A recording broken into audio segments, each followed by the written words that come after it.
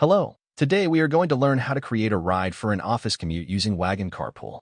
We start by opening the browser on your phone or computer and typing in WagonCarpool.com. The home page shows two options: Carpool for events and Carpool for work commute. Select the work commute option. Now let's create the ride. You can either choose to drive others with you or choose to ride with other drivers. You can also select the number of passengers and change the one-way or round-trip options. Enter your home address and office address and click the Offer a Ride or Request a Ride button. The home address and office address will be saved and reused after the first ride is created, so you will not have to enter it again. You will need to log in using Google to be able to create a ride.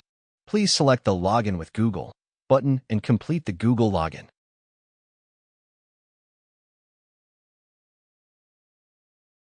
Congratulations, you created your first ride.